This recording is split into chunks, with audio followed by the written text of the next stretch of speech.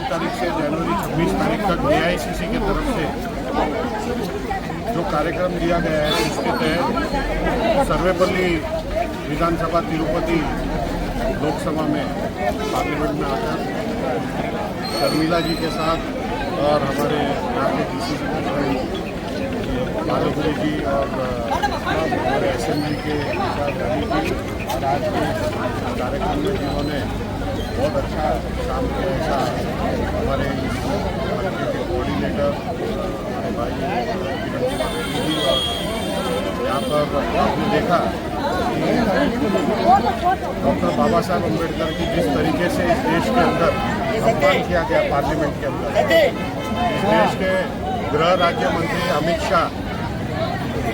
जिन्होंने अंबेडकर जी का अपमान किया, उनका राजीनामा मांगकर पूरे देश में हम जो ये जय बापू जय भीम जय संविधान का कार्यक्रम कर रहे हैं, उसके तहत आज हम एक प्रियम्बल का फ्री डिस्ट्रीब्यूशन हमने पूरे रास्ते या सर्वेपल्ली असेंबली में चलते चलते प्रियम्बल डिस्ट्रीब्यूट करते करते आए। आपको आज इस देश को संविधान के माध्यम से चलाया जाता है और इस संविधान को बनाने वाले डॉक्टर बाबा साहब अम्बेडकर जी के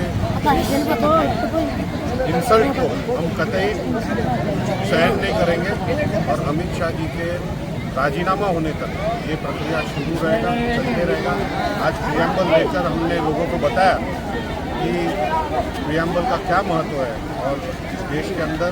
ये देश सिर्फ संविधान से चलेगा, डॉक्टर बाबा साहब अम्बेडकर के दिए हुए संविधान से चलेगा, ये कहकर ये मैसेज के साथ, ये संदेशा के साथ आज हमने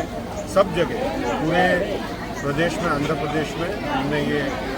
राहुल जी ने जो हमको आदेश दिया उसके तहत खड़गे साहब ने जो आदेश दिया हमने सब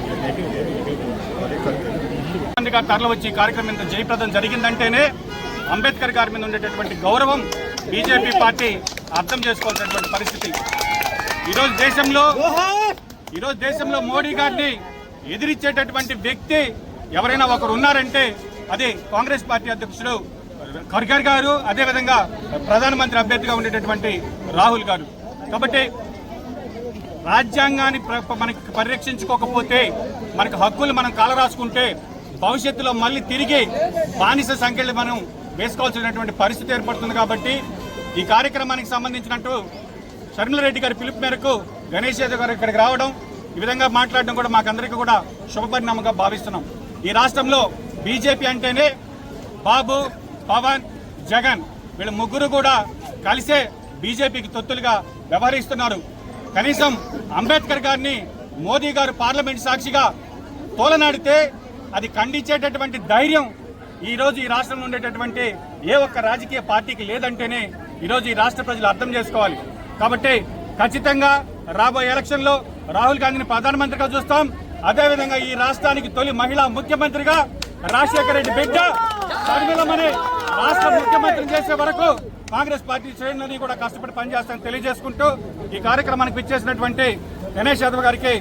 ఆంధ్రప్రదేశ్ కాంగ్రెస్ పార్టీ తరఫున ప్రత్యేక ధన్యవాదాలు, కృతజ్ఞతలు తెలియజేస్తూ ఇక్కడికి విచ్చేసినటువంటి ప్రతి ఒక్కరికి